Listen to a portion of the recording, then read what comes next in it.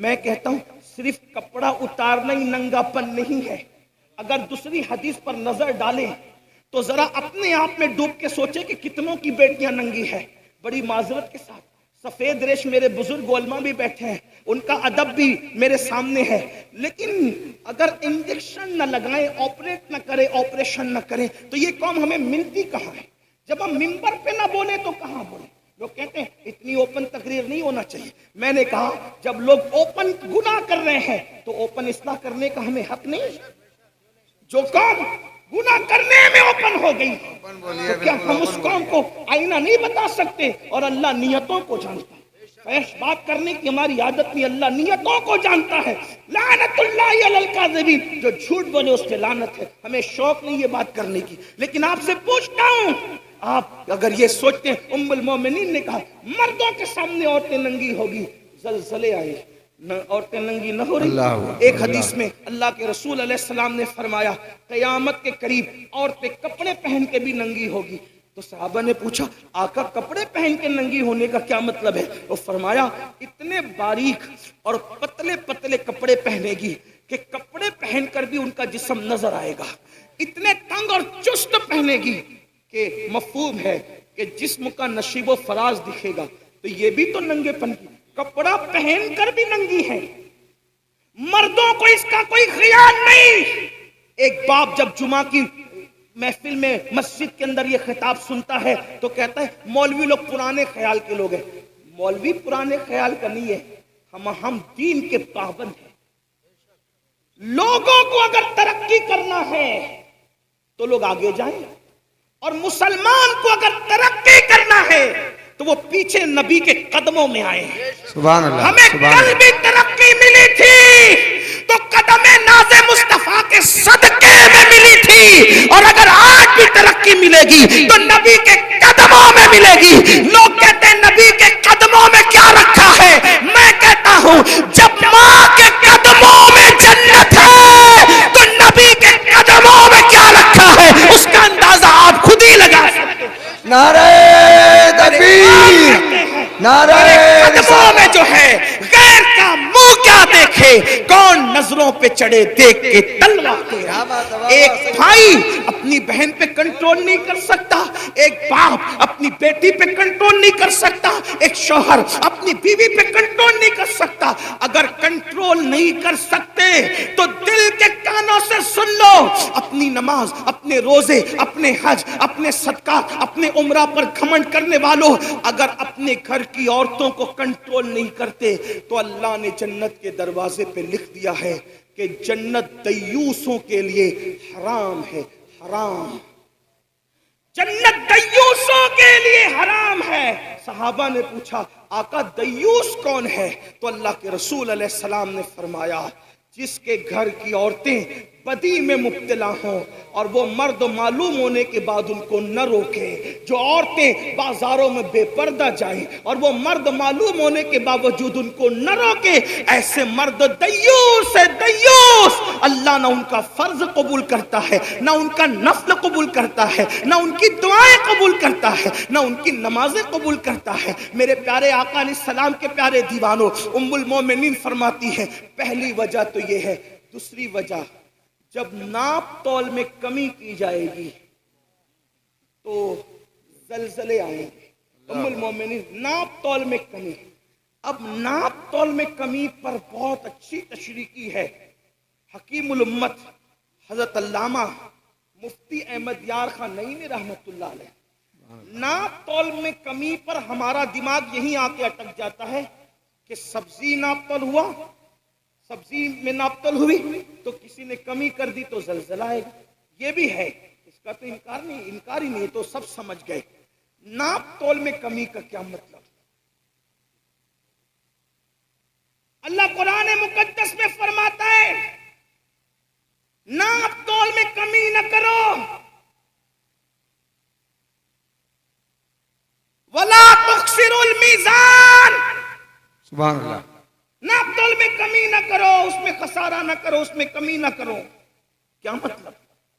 ناپ تول میں کمی نہ کرنے کے کئی معنی ہے. ایک معنی یہی تو بات ہے جب غالب اور اقبال کے کلام کے اتنے معنی نکل سکتے ہیں تو پھر مصطفیٰ جان رحمت کی حدیث کے اس کے کتنے معنی نکل سکتے ہیں؟ اسی کو تو میرے امام کہتے ہیں نا، میں نثار تیرے کلام پر ملی یوں تو کس کو زبان نہیں، وہ سخن ہے جس میں سخن نہ ہو، وہ بیاں ہے جس کا بیاں نہیں، اور فصحا عرب کے بڑے بڑے تیرے آگے یوں ہے دبے لچے، کوئی جانے منہ میں زبان نہیں بلکہ جسم میں جان نہیں۔ ناپ تول میں کمی کا ایک معنی یہ بھی ہے کہ کسی کا ہم پہ حق نکلتا ہے تو ہم تو اس کو مانگتے ہیں، لیکن جب ہم پر نکلتا ہے تو اس کو نہیں دیتے۔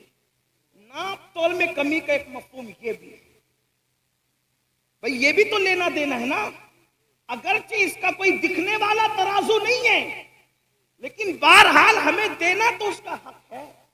ہر آدمی حق مانگ رہا ہے، حق دینے والے کتنے ہیں؟ کیا بے شمار سفید لباس پر ہمیں وہ کرسی پہ بیٹھے ہوئے حاجی نمازی نظر نہیں آتے جنہوں نے اپنی بہنوں کا حق مار کر کے رکھا ہے، کیا بات، جو اپنی بہنوں کو حصہ نہیں دیتے؟ کیا بے شمار ایسے لوگ نہیں ہیں جنہوں نے اپنے بھائیوں کا حق دبا رکھا ہے، اپنے بھائیوں کو حق نہیں دیتے؟ اگر اللہ نے طاقت دی، 4-6 لوگ ماننے جاننے والے ہوئے تو بڑا بھائی چھوٹے بھائی کو کہتا ہے جا جو کرنا ہے کر لے، میں نہیں دوں گا، اور پھر اس کے بعد اس کے ننگے پن پر کوئی انصاف کرنے کون سامنے آتا ہے؟ کون آتا ہے آنکھ میں آنکھ ڈالنے کے لیے؟ کون آتا ہے کسی کو حق دلانے کے لیے؟ کون آتا ہے کسی کے حق کے لیے؟ اللہ اکبر۔ بلکہ لوگ کہتے ہیں یار وہ تو ننگا آدمی ہے، وہ تو دادا آدمی ہے، وہ تو بھائی گیری کرتا ہے، اس کے پاس جائیں گے تو یہ ہوگا اور یہ ہوگا اور یہ ہوگا اور یہ ہوگا۔ سن لو، جس وقت حق تلفی کی جا رہی ہو اور پھر لوگ جو حاجی نمازی اور دیندار کہلانے والے کسی کے حق کے لیے اس کے ساتھ کھڑے نہیں ہیں تو وہ بھی تیار ہو جائیں زلزلوں کے جھٹکوں کے لیے، وہ بھی تیار ہو جائیں اللہ کے عذاب کے لیے۔ یہاں تو جھٹکے ہوں گے اور زمین کے اندر جو ہوگا اس کا انجام کیا ہوگا؟ اللہ اکبر۔ بڑی معذرت کے ساتھ ایک بات میں آپ کو بتاؤں جس کو فقی ابو اللیث سمرقندی رحمت اللہ علیہ نے اپنی کتاب میں لکھا ہے، ذرا دھیان سے سننا۔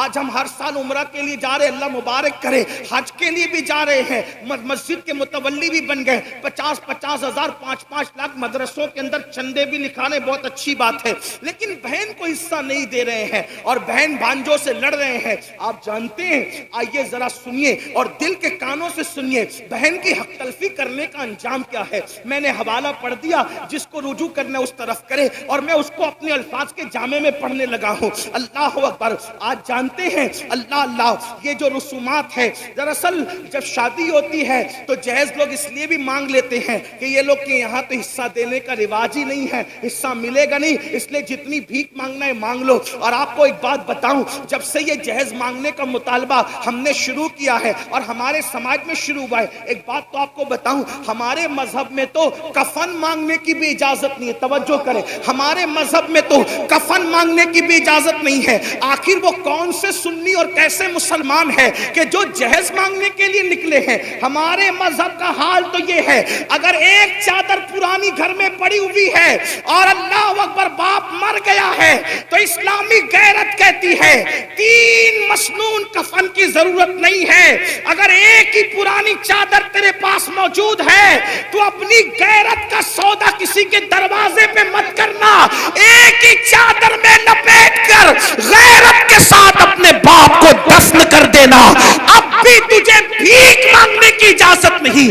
جس مذہب میں باپ کے کفن کے لیے بھیک مانگنے کی اجازت نہ ہو، ایک کپڑا موجود ہوتے ہوئے، کفایت کا کپڑا موجود ہوتے ہوئے، اس مذہب کے اندر آخر جہیز مانگنے کی اجازت کیسے ہو سکتی ہے؟ اس مذہب کے اندر کار مانگنے کی اجازت کیسے ہو سکتی ہے؟ اس مذہب کے اندر اللہ اکبر بائک مانگنے کی اجازت کیسے ہو سکتی ہے؟ اور یاد رکھنا، آج لوگ کہتے ہیں مولانا مسلمانوں کی بیٹیاں کیروں کے ساتھ بھاگ رہی ہے، آج لوگ کہتے ہیں مولانا مسلمانوں کی بیٹیاں کیروں کے ساتھ بھاگ رہی ہے، مسلمانوں کی بیٹیاں لوجوں میں بک رہی ہے، مسلمانوں کی بیٹیاں سگنلوں پہ برقع پہن کے بھیک مانگ رہی ہے۔ میں پوچھتا ہوں ذمہ دار کون کون ہے؟ بڑی معذرت کے ساتھ جویا کہ غیرت مند مسلمانوں، اگر تمہارے دلوں میں عشق مصطفیٰ ہے، اگر تمہارے دلوں میں محبت رسول ہے، اگر تمہارے دلوں میں الفت رسول ہے، اس عشق مصطفیٰ کا واسطہ دے کر پوچھنا چاہتا ہوں، بیٹیاں لوجوں میں کیوں بک رہی ہے؟ بیٹیاں سگنلوں پہ بھیک کیوں مانگ رہی ہے؟ بیٹیاں مرتد کیوں ہو رہی ہے؟ اوروں کا ہاتھ پکڑ کر کیوں جا رہی ہے؟ ذمہ دار کون ہے؟ کیا وہ بیٹی جس نے کسی کا ہاتھ تھام لیا صرف وہ ذمہ دار ہے؟ نہیں نہیں، بلکہ ذمہ دار ہم سب ہیں، ذمہ دار پورا معاشرہ ہے۔